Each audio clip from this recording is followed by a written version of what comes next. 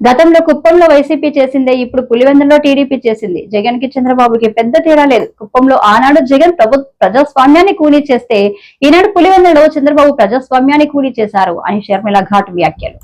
ఏదైతే కుప్పంలో వైసీపీ చేశారో అదే పులివెందల్లో చేశారు. ఇద్దరికి పెద్ద తేడా లేదు. కుప్పంలో ఎలాగైతే ప్రజాస్వామ్యాన్ని కూని చేసి ఆ రోజు వైసీపీ అధికారంలోకి వచ్చిందో ఈ రోజు కడప జిల్లాలో కూడా పులివెందల్లో కూడా అదే టీడీపీ చేసింది. ఇద్దరికి చెప్పాలనుకుంటున్నది, ఇద్దరు ప్రజాస్వామ్యాన్ని కూని చేశారు. టీడీపీ అయినా వైసీపీ అయినా ఇద్దరికి పెద్ద తేడా లేదు. అందుకే చెప్తున్నా, వీళ్ళందరూ మోడీతో అలాగే ఉన్నారు. ఏదో ఒక రకంగా చంద్రబాబు గారు అయితే బహిరంగంగానే కూటమి కట్టారు, కానీ జగన్మోహన్ రెడ్డి గారు ఏమీ తక్కువ తినలేదు. ఈయన రహస్యంగా కూటమి కట్టారు. అంతే తేడా. వీళ్ళందరూ మోడీ కోసం పనిచేస్తున్న వాళ్ళే. వీళ్ళందరూ ఎంపీలు ఎంతమంది, 25 మంది లోక్సభ, 11 మంది రాజ్యసభ, ఏ పార్టీకి చెందిన ఎంపీలైనా ఈ రోజు బీజేపీకే ఎందుకు ఊడిగలు చేస్తున్నారు? ఇదంతా రాష్ట్ర ప్రజలు ఆలోచించాల్సిన అవసరం ఉంది. ప్రజాస్వామ్యం ఎవరూ బ్రతికించే వాళ్ళు లేరు ఇక్కడ. కాబట్టే చెప్తున్నాం, కాంగ్రెస్ పార్టీ పుంజుకోవాల్సిన అవసరం ఉంది. కాంగ్రెస్ పార్టీ బలపడాల్సిన అవసరం ఉంది. కాంగ్రెస్ పార్టీ బలపడితేనే ప్రజల గొంతును వినిపించగలరు. కాబట్టే ఈ రోజు ప్రజాస్వామ్యం బ్రతికించడానికే, రాజ్యాంగాన్ని బ్రతికించడానికే ఈ రోజు కాంగ్రెస్ పార్టీ ఈ పెద్ద పోరాటాన్ని కూడా నెత్తికెత్తుకుంది. అంటే